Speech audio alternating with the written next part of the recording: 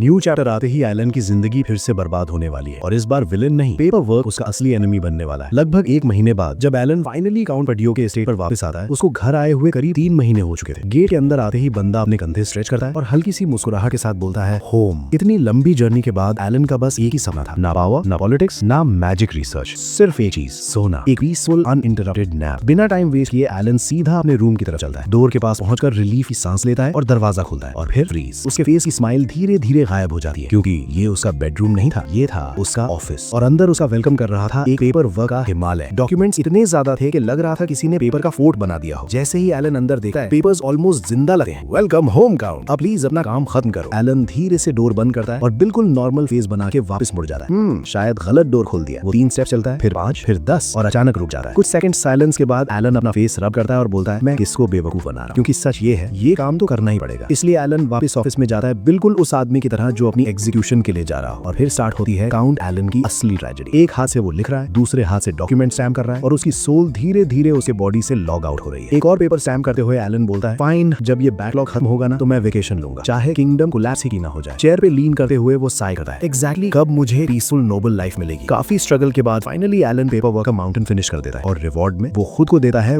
1 week vacation. और भाई साहब उस वेकेशन को फुल एंजॉय करता है। लेट उठना, सुबह रोस्ट बनाना, रात को परफेक्ट स्टेक खाना, सिंपल लाइफ। इतनी हैप्पीनेस एलन को मिल रही थी कि पावरफुल मैजिक भी उस लेवल की खुशी नहीं दे सका। लेकिन प्रॉब्लम ये है, एलन का ब्रेन वेकेशन मोड में भी बंद नहीं होता। उसको पता है एक डेंजरस बात, अगर एक अदर वर्ल्डली बीइंग दुनिया में आ चुकी है तो दूसरे भी कभी भी आ सकते हैं। अब जब 5 ग्रेट सिंस सील हो चुके हैं, दुनिया एक नए स्टेज में एंटर कर चुकी है। एलन सिचुएशन को एक्सेप्ट कर लेता है क्योंकि ऑनेस्टली 5 ग्रेट सिंस का डिसेंट तो बिल्कुल न्यूक्लियर बॉम्ब जैसा था। कोई वार्निंग ही नहीं, कम से कम दूसरे बीइंग्स आने से पहले साइंस तो देते हैं। इसलिए वेकेशन के दौरान भी एलन सीक्रेटली इंफॉर्मेशन गैदर करता है और मैजिक रिसर्च कंटिन्यू करता है। कुछ देर बाद वो अपने आप से बोलता है लगता है इंफॉर्मेशन के लिए मुझे कॉलोनी जाना पड़ेगा। नॉर्मली एलन खुद इन्वेस्टिगेट करना पसंद करता है, लेकिन प्रॉब्लम ये है एंशिएंट गॉड सिटी कहारा का लोकेशन अभी तक किसी को नहीं पता। एलन अपनी मेमोरी यूज करता है। अगर गेम साइकेडेलिया की मेमोरी सही है तो कहारा इस साल डिस्कवर होना चाहिए, क्योंकि ओरिजिनल स्टोरी में हीरो के विलेज छोड़ने से 3 साल पहले सिटी डिस्कवर होती है और ये वही साल है। मतलब एलन को बस वेट करना है। तभी डोर खुलता है, एवन अंदर आता है और तुरंत अपने आर्म्स लो करता है। कहूं यहाँ इतनी ठंड क्यों है? एलन नीचे देखता है और पता चलता है उसने अननोइंगली फ्लोर पर आइस मैजिक सर्कल ड्रॉ कर दिया था। पूरा रूम स्लोली फ्रीजर बन रहा था। एलन ऑकवर्डली स्क्रैच करता है हेड, लगता है एक्सपेरिमेंट काम कर रहा है। सिंपल लैंग्वेज में उसने अपना ऑफिस रेफ्रिजरेटर बना दिया। तभी एवन कॉफ करता है और बोलता है वैसे एक न्यूज है, कॉलोनी में एक हिडन सिटी डिस्कवर हुई है। एलन फ्रीज हो जाता है, आईज वाइड।